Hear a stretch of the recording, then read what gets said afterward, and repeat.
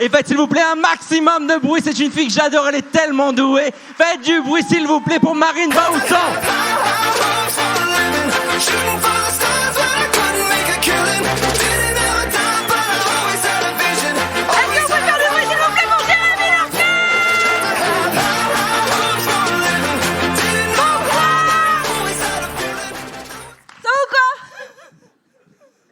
Bon. J'ai un appareil, je sais pas si ça se voit. Non? On voit pas? Un appareil. Oui, j'articule pas par contre. Non, tu vois? Ça change pas ma vie, c'est juste que maintenant je ris comme les ados. C'est-à-dire que je suis trop contente d'être là. Du coup, j'ai écrit un texte et que je l'ai terminé tout à l'heure à 3h du matin. Donc je le connais pas. Il est là. Donc on va voir. Peut-être vous allez passer un très long moment et vous direz « Eh, elle n'a pas dormi pour ça ». C'est un petit suspense. Non, en tout cas, voilà. Donc vous êtes avec moi, vous êtes soutenant et tout, hein? Ouais. Okay. Bah ça me fait plaisir. Je m'appelle Marine Baousson, enchantée, et je suis très très heureuse d'être sur ce gala queer de l'Institut du monde arabe. Après, je vous cache pas que moi, on m'a plus invitée pour le côté queer que pour mon côté monde arabe. Voilà. Et en tout cas, c'est certainement pas pour mon côté institut. Moi, je suis lesbienne, hein, donc ça fait longtemps que j'ai pas été chez Body Minute. Vous savez, des fois, on a des poils là sur les côtés. Avec ma meuf, on appelle ça les tribunes. Parce que c'est de là que tu vois où se passe, ce qui se passe, le match en fait. Hein. Et moi, j'ai des grosses tribunes, voilà. Et il n'y a pas souvent match. Allez. Non, moi j'ai été hyper flattée de cette invitation, vraiment. En vrai, j'ai été hyper flattée. Déjà pour une raison très simple, c'est que ce sont mes amis qui ont fait des études, mais que c'est moi qui suis invitée à parler dans un musée. Voilà. Donc Adèle, si tu es venue, félicitations, tu as fait Sciences Po, mais fallait faire des blagues et bouffer des chattes. Allez.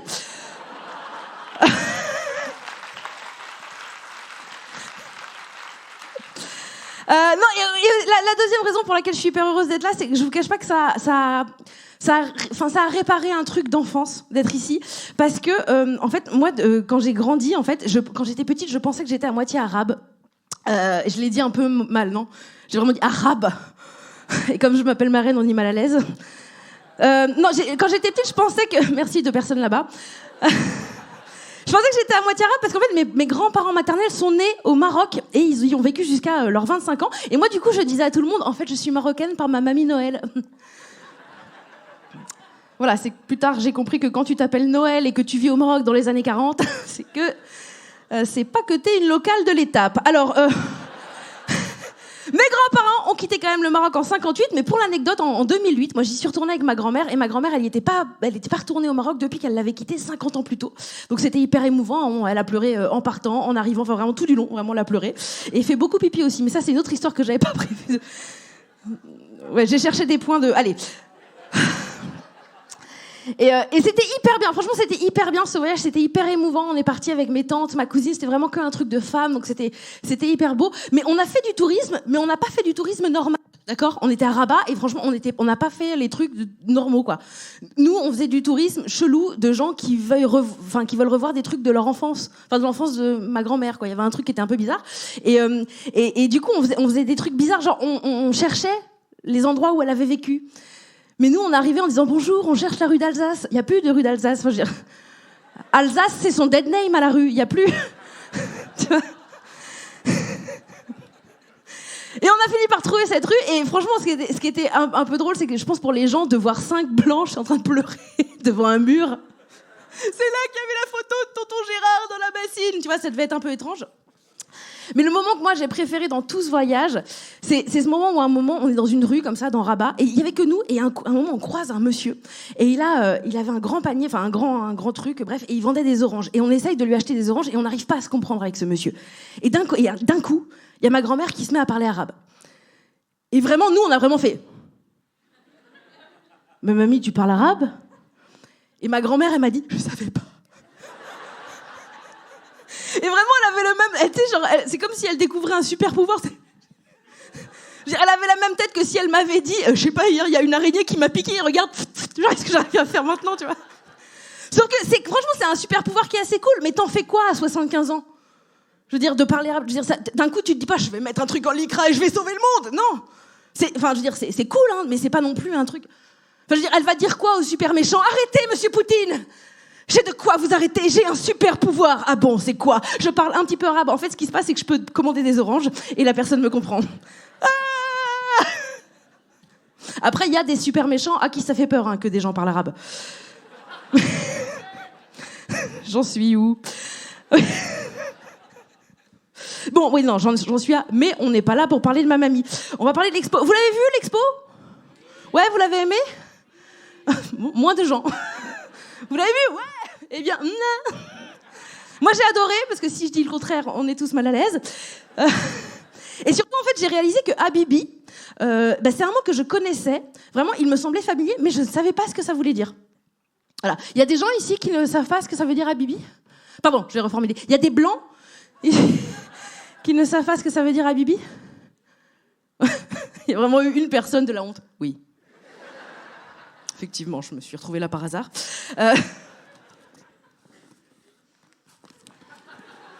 Ça veut dire mon chéri, voilà. Ça veut dire que c'est Habibi, c'est un mot qui est fourré avec de l'alcool dégueulasse dedans. Et donc, en lisant le catalogue d'exposition, j'ai appris que donc Habibi, c'est pour quand tu t'adresses à un homme.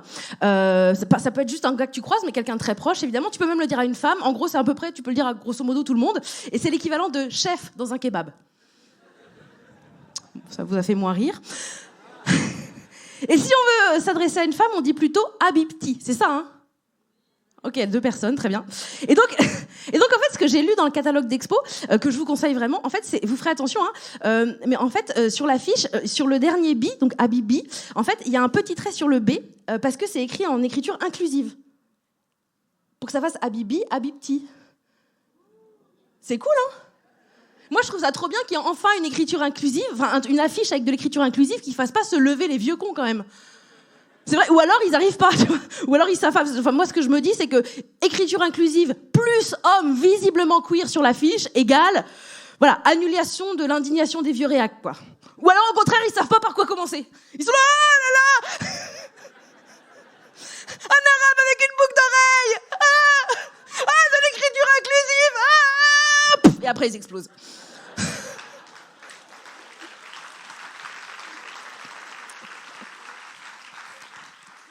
Bon, en revanche, dans l'expo, il y a plein d'artistes super. Franchement, il y a des œuvres incroyables, évidemment, qui résonnent tout de suite. Tout à l'heure, Jérémy en a parlé, notamment, je sais pas si vous avez vu, la boîte de médicaments Guillaume, Binormal. Donc, en gros, c'est une boîte de suppositoires, et après si tu le mets... Enfin, c'est une œuvre, hein, ça n'existe pas vraiment, mais... Et après, tu deviens normal. Et franchement, moi, je suis lesbienne, je suis en couple, je suis hyper heureuse, on vient de se paxer, genre, vraiment... On a acheté une baraque et tout, vraiment, tout est en route...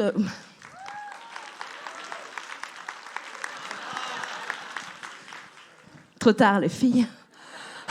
Vous avez littéralement eu 35 ans pour me trouver.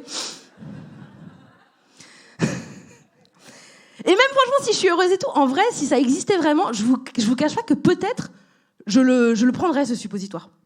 Enfin, c'est pas le bon mime, mais... Non, mais je veux dire, t'imagines, un suppo et pouf, t'es normal. Un suppo et je peux dire à ma grand-mère que je suis lesbienne. C'est incroyable. Un suppo... Et non, par exemple, là, si j'avais pris un suppo avant de venir, je serais pas là, je vous le dis direct. Non, je serais aussi l'idéal en train de regarder Astérix et Obélix, hein, pardon, mais... D'ailleurs, Astérix et Obélix, couple gay de ouf, non? Obélix, il est toujours torse nu. Astérix, il a des ailes. La moustache.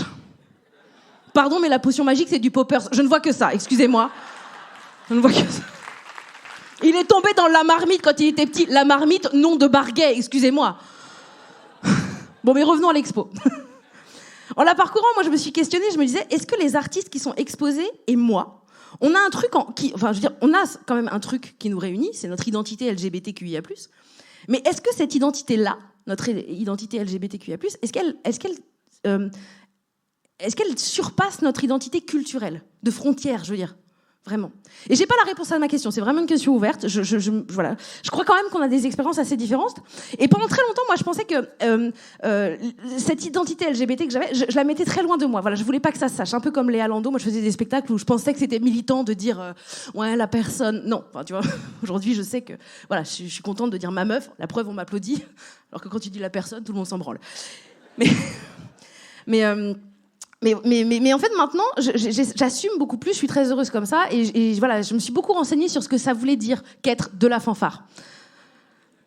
Ou de la fanfaraille, pour les... Je savais pas si cette blague marcherait, effectivement, elle a pas fonctionné, alors je savais pas si c'est à savoir parce qu'elle est raciste ou... Ouais, bon. Non, il y a vraiment une fanfare qui s'appelle fanfaraille, c'est bon, allez. Non, en vrai, moi, j'ai l'impression maintenant de commencer à m'y connaître en histoire LGBT.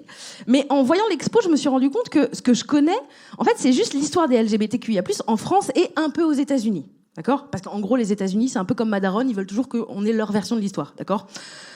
Et j'ai lu le catalogue et j'ai appris plein de trucs. J'ai découvert, par exemple, en lisant le catalogue, que la première asso LGBTQIA+, du monde arabe, c'était une asso libanaise qui s'appelle LM, et elle a été fondée à Beyrouth en 2001.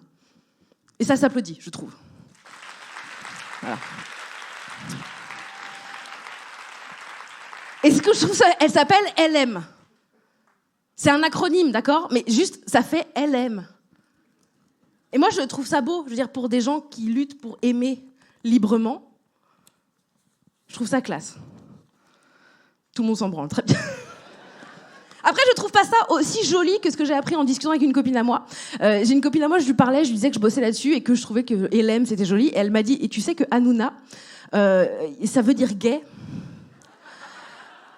Et je trouve ça joli, pardon, mais qu'un mec qui fait des canulars LGBT-phobes ait un nom qui veuille dire gay. Je trouve ça marrant. Bon, après, je vous cache pas que depuis le début, je pensais qu'il s'appelait Cyril Crotte de Nez, donc bon, voilà, a priori. Elle m'a dit non, c'est pas le même mot, excusez-moi. Et en parlant d'histoire des LGBTQIA+, j'ai découvert aussi, toujours dans ce catalogue, que vraiment je vous conseille d'acheter, et je n'ai pas de pourcentage. Et je n'ai pas de code promo, malheureusement. J'ai découvert, par exemple, Sarah Hegazi. Sarah Hegazi, tout le monde voit qui c'est ou pas ? Oui, non.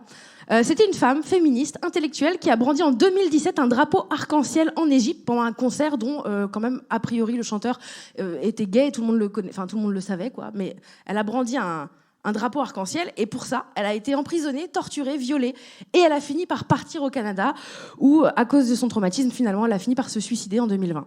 Voilà, donc, je vais pas faire de vanne sur elle, pour des raisons que vous avez bien compris. Et en fait, je me suis rendu compte que Sarah Hegazi, c'est vraiment une figure. En tapant son nom, vraiment, j'ai lu, il y avait des milliers d'articles. Et moi, je la connaissais pas. Alors, quand j'ai lu son nom, évidemment, j'ai essayé d'imaginer comment elle était, mais j'y arrivais pas, parce que je me suis rendu compte aussi que finalement, je m'étais jamais posé la question de savoir à quoi ressemblait une femme lesbienne qui vivait en Égypte. Et puis j'ai vu sa photo. Sarah Hegazi, elle ressemblait à toutes les lesbiennes que je connais. Elle avait les cheveux courts, des lunettes, une petite chemise, un petit pull. Elle aurait eu un tatouage I love Céline Sciamma, ça m'aurait pas étonnée. D'accord ? Et à la fois, elle ressemblait à des gens que je connaissais, et à la fois, je sais que son expérience de vie qu'elle a eue, elle est à 1000 lieues de celle de la mienne, qui ai le droit aujourd'hui de venir devant vous et de parler de ma vie et de vous dire aujourd'hui je suis mariée. Enfin non, c'est pas vrai d'ailleurs, je veux pas, mais...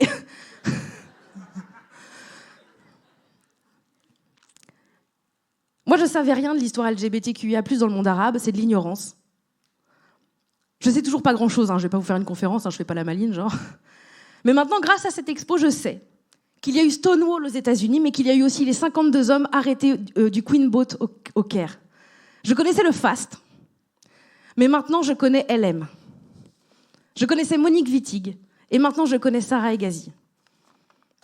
L'expo qu'il y a ici, elle s'appelle Habibi, Révolution de l'amour. Pour moi, les œuvres et les artistes qui sont exposés ici, c'est pas une révolution de l'amour, c'est une révolution tout court. Merci de m'avoir écouté.